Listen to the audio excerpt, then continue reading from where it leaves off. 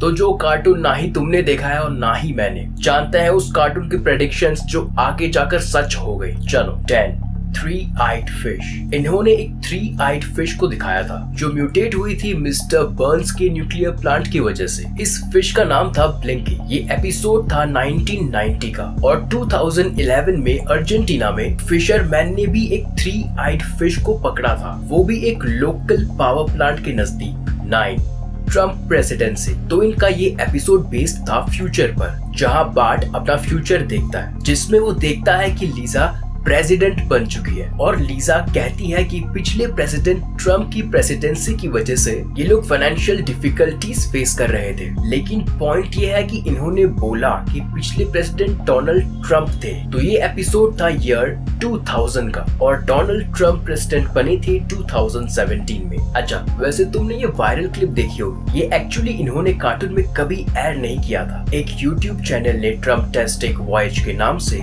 ये clip upload की थी। 8 वीडियो कॉल। तो इस सिटकॉम के एक और एपिसोड में जब लीजा अपना फ्यूचर देख रही होती है, तो उस एपिसोड में उन्होंने दिखाया है कि जब लीजा अपनी मम्मी को कॉल करती है तो वो वीडियो कॉल होता है जिसमें वो अपनी मम्मी को देख सकती है। तो देखो, स्काइप भी 2003 में इन्वेंट हुआ था जिसमें हम एक दूसरे को वीडियो कॉल कर सकते थे और 2010 में एप्पल ने अनाउंस किया था कि उन्होंने फेस टाइम डेवलप कर लिया है। जबकि ये एपिसोड था 1995 का। 7 टाइगर अटैक। तो इनके एक एपिसोड में मिस्टर बर्न्स एक कसिनो खोलता है और इस कसिनो में 2 मैजिशियंस गंटर और अर्नस्ट थे जो अपना एक रूटीन परफॉर्म करते थे जो शायद लास वेगस के long running Siegfried and Roy show का स्पूफ था। तो इस एपिसोड में इन्होंने दिखाया है कि इन दोनों का टाइगर इनको अटैक कर देता है। ये एपिसोड था 1993 का और 2003 में रॉय हॉर्न को एक व्हाइट बंगाल टाइगर ने अटैक किया था। 6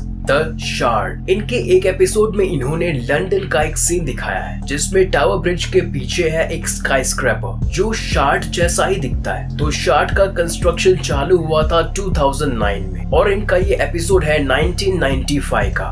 5 नोबेल प्राइज। एक सीन में मार्टिन ने एक कार्ड पकड़ा होता है जिनमें कुछ नाम लिखे होते हैं जो नोबेल प्राइज जीत सकते हैं। तो मिलहाउस के एक स्क्वायर में इकोनॉमिक्स के लिए एक नाम लिखा हुआ था, मतलब बेंट होमस्ट्रोम, जो एक MIT प्रोफेसर है। तो 2016 में बेंट होमस्ट्रोम ने इकोनॉमिक्स के लिए एक नोबेल प्राइज जीता और इनका ये एपिसोड आया था 2010 में। 4 ऑटो करेक्ट फेल्स। तो इन्होंने दिखाया है कि जब एक एलिमेंट्री स्कूल असेंबली हो रही होती है तो एक बच्चा अपने दोस्त को उसके न्यूटन में लिखने बोलता है बीट अप मार्टिन। हाँ, न्यूटन में। न्यूटन एप्पल का पर्सनल डिजिटल असिस्टेंट था। एनीवेज, जब दूसरे ने लिखा बीट अप मार्टिन तो वो ऑटो करेक्ट हो गया ईट अप मार्था। ये एपिसोड था 1994 का और आईफोन में ऑटो करेक्ट आया था 2007 में, लेकिन 1993 में माइक्रोसॉफ्ट ने उनका एक वर्ड प्रोसेसिंग फीचर निकाला था जो टाइपोस को करेक्ट करता था और इस एपिसोड से पहले आया था। 3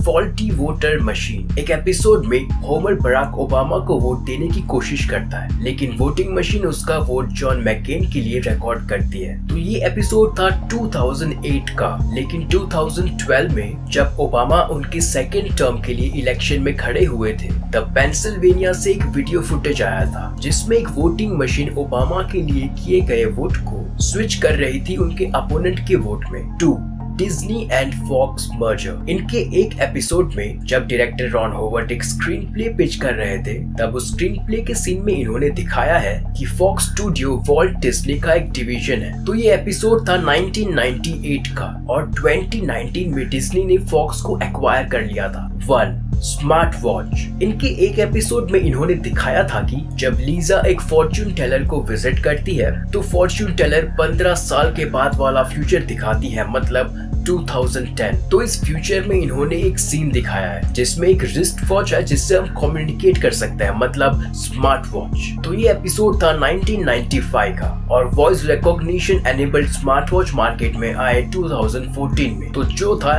यही था। बाय।